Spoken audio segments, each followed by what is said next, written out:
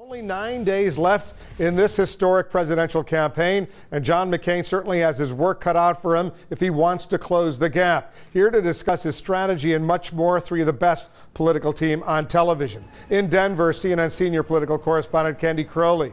In Santa Fe, New Mexico, CNN's chief national correspondent John King. And continuing with us from our New York studios, Campbell Brown. She's the host of CNN's Campbell Brown, No Bias, No Bull, every weeknight, 8 p.m. Eastern, here on CNN. John, I know you've been doing some reporting on some of the finger pointing that we're already seeing that's going on inside the McCain camp right now. One McCain advisor quoted as saying this, referring to Sarah Palin: she's a diva. She takes no advice from anyone. She does not have any relationships of trust with any of us, her family, or anyone else. Also, she is playing for her own future and sees herself as the next leader of the party. Remember, divas trust only unto themselves, as they see themselves as the beginning and end of all wisdom. All right, what's going on, John, inside the McCain camp?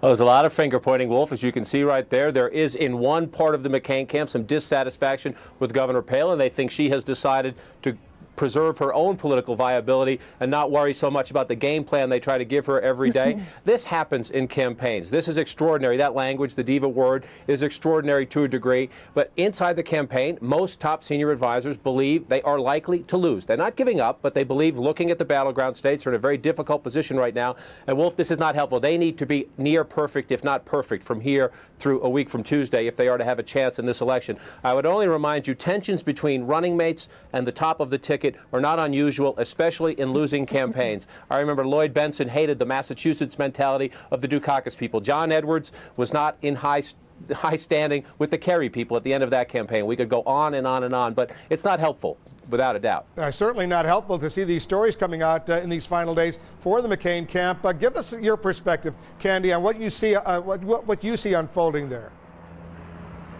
Well, you know, listen, John is perfectly right. This happens all the time. Remember, after Iowa, the very first contest, which Hillary Clinton lost, there was a huge blow-up inside her campaign and finger-pointing. It happens a lot. And the problem is that, in general, these vice presidential candidates come on board, and superimposed over them are the staff of the candidate. They don't know each other. They've never seen each other, and it leads for a lot of misunderstandings. And again, when you look at some of the things that have come up about Sarah Palin, I think it's not just a problem of the staff's not knowing her, but it does go back to the whole vetting idea. What did they know about? And, you know, we were told that, in fact, they kind of tossed off this whole Troopergate, that she fired a public safety official because he wouldn't fire her former brother-in-law. So there were a lot of things that have come up that have really stymied this campaign and controlled the headlines, that it does bring you back to the whole idea of vetting.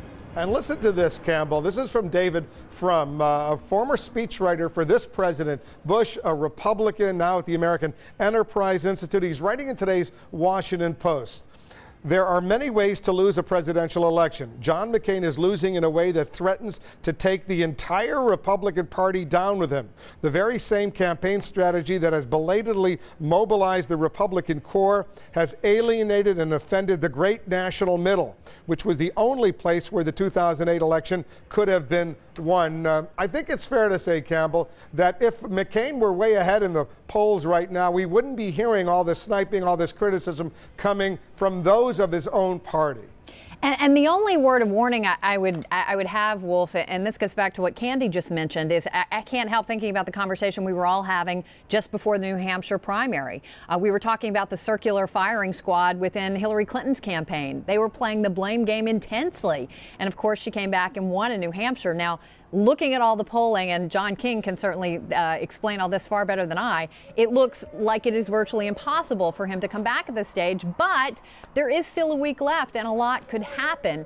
What David Frum, though, is saying here is something I think we've seen throughout this campaign, and is going to be a long-term problem for Republicans after the election, assuming the polls hold, which is this split within the Republican Party. I mean, a real divide here and real negativity in terms of, trying to come back together. There is a large group of Republicans who want to go to the right and a large group of Republicans who think they should be going in the other direction. And how do they come back together and unite to be able to challenge Barack Obama if, again, the polls hold 4 years from now?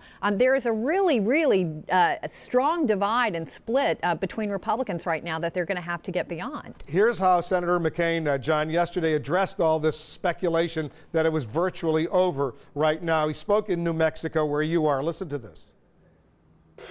We just learned from a newspaper today that Senator Obama's inaugural address is already written.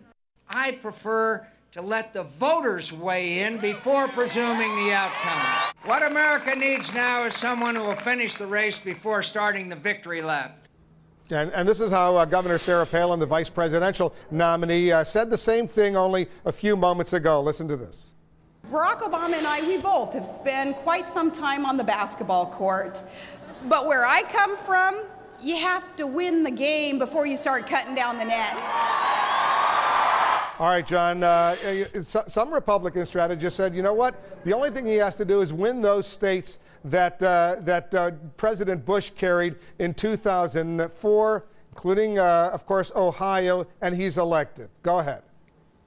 Well, Wolf, the Hillary Clinton tried this as well, to try to go at the idea that Barack Obama is arrogant, that he is presumptive.